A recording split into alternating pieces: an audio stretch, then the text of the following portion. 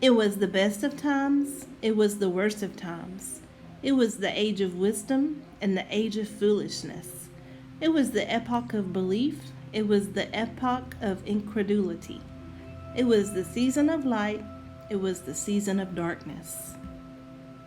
These are some very famous lines that most would recognize from the novel called A Tale of Two Cities by Charles Dickens.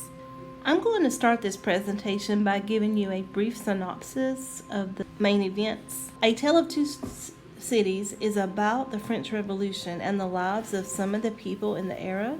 It takes place from 1775 to 1792. The book shows some of the inequalities leading up to the French Revolution, and it's a Christian allegory about redemption and sacrifice. Charles Darnay and Lucy Manette are two of the main characters. Lucy gets on a mail coach from Dover thinking that she's going to learn of some property from her father. But Jerry Laurie meets her and actually takes her to meet her father, Dr. Manette. He had been imprisoned at the French Bastille for 18 years. He became insane and he made shoes obsessively. He referred to himself as 105 North Tower. He couldn't even recall his name. But after reuniting with Lucy and they go back to England, he regains his memory and actually begins to work as a doctor again. They are called as witnesses at the case of Charles Darnay. He is acquitted because Sidney Carton looks strikingly similar to him. Darnay and Lucy eventually get married, and Sidney Carton is hopelessly in love with her. Darnay works as a tutor in England, and several years pass by. Another character, Jerry Cruncher, who is Jerry Laurie's errand man, he is referred to as the Resurrection Man. He digs up graves and sells the bodies of the deceased to scientists. Two other important characters are the Monsieur and Madame Defarge. They own a wine shop in Paris. Madame Defarge is always knitting, but she is secretly knitting the names of the people to be killed by the revolutionists. Jerry Laurie goes to Paris for Tellson's bank, but he's advised not to go, that he would be arrested. Eventually, Charles Darnay goes to Paris to help with the French Revolution. He goes without telling his wife Lucy, but he leaves her a letter. Darnay is imprisoned once he arrives in France. Dr. Manette learns of his imprisonment and they go to Paris.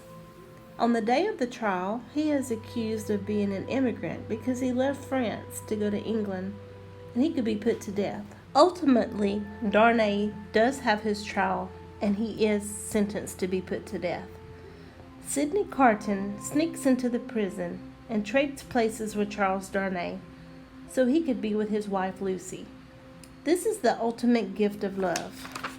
He dies for Lucy, showing his endless love and his willingness for her. He will be put to death by the guillotine. This is a brief synopsis of the main events of the story, and now I want to talk about the prison life. Dr. Manette spent 18 years at the Bastille, and Charles Darnay was imprisoned at La Force. The Bastille is a prison built in the late 14th century, located in Paris. It has the appearance of a medieval fortress.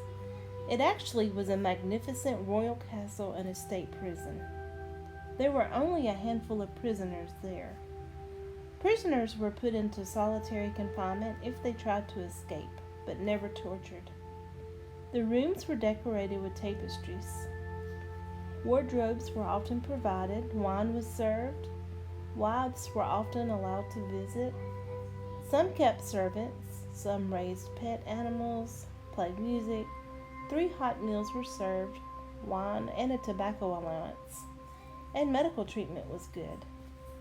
Wages and bills were met by the king.